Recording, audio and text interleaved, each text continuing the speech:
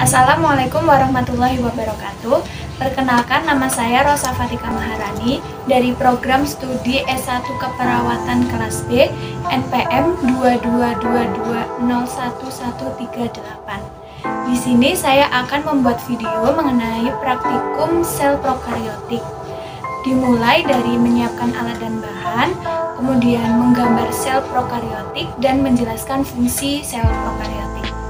Alat dan bahan yang kita butuhkan adalah pertama ada kertas gambar, kemudian pensil, penghapus, kemudian pulpen, kemudian ada penggaris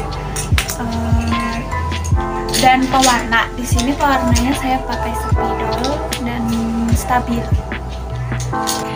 Ini adalah contoh gambar sel prokaryotik yang akan saya gambar. Langsung saja kita mulai gambar.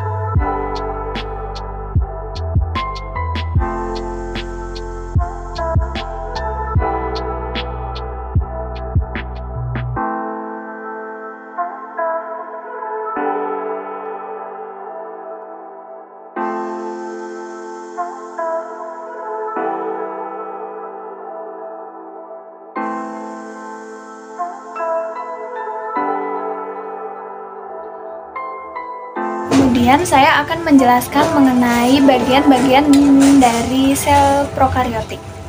Yang pertama adalah kapsul yang berwarna merah. Kapsul ini berfungsi sebagai pelindung sel, mencegah sel dari kekeringan, kemudian membantu melekatkan diri dengan bakteri atau organisme lain, dan melindungi bakteri patogen dari pengaruh antibodi sel inang. Kemudian setelah kapsul itu ada dinding sel. Dinding sel ini yang berwarna kuning. Dinding sel tersusun atas polisakarida lemak dan protein, berfungsi sebagai pelindung dan memberi bentuk yang tetap. Setelah dinding sel itu ada membran sel. Membran sel yang berwarna hijau. Membran sel tersusun atas molekul lemak dan protein, berfungsi sebagai pelindung molekuler terhadap lingkungan sekitar. Setelah membran plasma, kemudian ada sitoplasma. Sitoplasma itu yang berwarna biru ini. Sitoplasma itu tersusun atas air, protein, lemak, mineral, dan enzim-enzim. Fungsi sitoplasma sebagai tempat berlangsungnya metabolisme dan penyimpan cadangan makanan yang tidak larut air.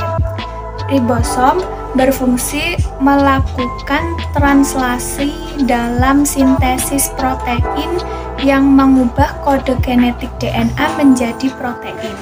Kemudian ada plasmid. Plasmid itu yang berwarna merah, yang melingkar-melingkar ini, kerual-kerual. Fungsi plasmid adalah membawa sifat non-esensial dari DNA yang memberi keuntungan pada sel prokariotik. Kemudian setelah plasmid ada pili. Pili itu yang berwarna hijau. Pili berfungsi sebagai tempat masuknya materi genetik selama perkawinan dan membantu melekatkan diri pada jaringan hewan atau tumbuhan. Kemudian yang warna hijau ini, hijau panjang, ini adalah flagela. Flagela merupakan benang cambuk yang berfungsi untuk bergerak, untuk pergerakan sel prokariotik. Kemudian bagian prokariotik yang terakhir adalah nukleoid. Nukleoid yang di tengah-tengah ini, nukleoid itu merupakan wilayah sel yang tipis, transparan, dan berisi DNA primer.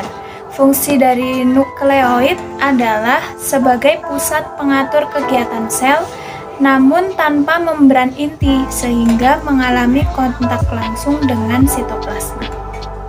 Itu tadi bagian-bagian dari sel prokariotik. Sekian video saya mengenai sel prokariotik, kurang lebihnya mohon maaf.